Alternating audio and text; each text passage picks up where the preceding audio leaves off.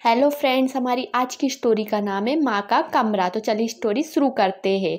छोटे से पुश्तैनी मकान में रह रही बुजुर्ग कमला को दूर शहर में रहते बेटे का पत्र मिला। माँ, मेरी तरक्की हो गई है। कंपनी की ओर से मुझे बहुत बड़ी कोठी मिली है रहने को। अब तो तुम्हें मेरे साथ शहर आकर ही रहना होगा। यहाँ तुम्हें कोई तकलीफ नहीं होगी। पड़ोसन रेशमा को पता चला तो वो बोली, अरे रहने दे शहर जाने को। शहर में बहू बेटे के पास रहकर तेरी दुर्गति हो जाएंगी। वह बचनी गई थी ना, अब पछता रही है, रोती है। नौकरों वाला कमरा दिया है रहने को और नौकरानी की तरह ही रखते हैं। ना वक्त से रोटी ना चाय, कुत्ते से भी बुरी हालत है उसकी। अगले ही दिन बेटा कार लेकर आ गया।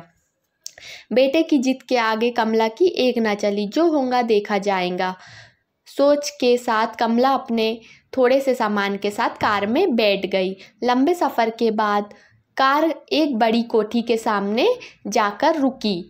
एक जरूरी काम है माँ, मुझे अभी जाना होगा, कह बेटा माँ को नौकर के हवाले कर गया। बहू पहले ही काम पर जा चुकी थी और बच्चे स्कूल। कमला कोठी देखने लगी। 3 कमरों में डबल बेड लगे थे। एक कमरे में बहुत बढ़िया सोफ़ा सेट था। एक कमरे में बहू बेटे का होगा, दूसरा बच्चों का और तीसरा मेहमानों के लिए होगा। उसने सोचा। पिछवाड़े वाले में नौकरों के कमरे वह देख आई थी। कमरे छोटे थे पर ठीक थे। उसने सोचा उसका गुजर तो हो ही जाएगा, बस बहू बेटा और बच्चे प्यार से बोल ले और 2 वक्त की रोटी मिल जाए और उसे क्या चाहिए। नौकर ने एक बार उसका सामान बरामदे के सामने वाले कमरे में टिका दिया। कमरा कहाँ है? स्वर्ग लगता था। डबल बेड बिछा था, गुसल खाना भी साथ में ही था, टीवी भी बड़ा था और टेप रिकॉर्डर भी थे। 2 कुर्सियां भी पड़ी थी।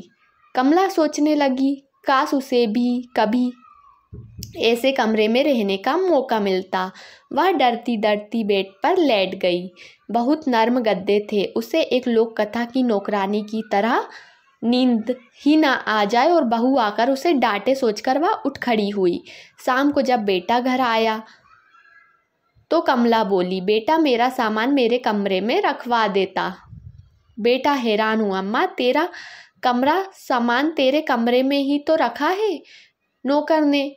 कमला आश्चर्यचकित रह गई, मेरा कमरा? या मेरा कमरा डबल बेड वाला?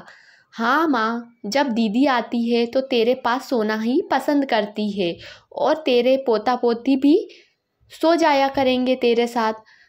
टीवी देख, भजन सुन, कुछ और चाहिए तो बेझिझक बता देना, उसे आलिंगन में ले बेटे ने कहा तो कमला की आंखों में आंसू आ गए।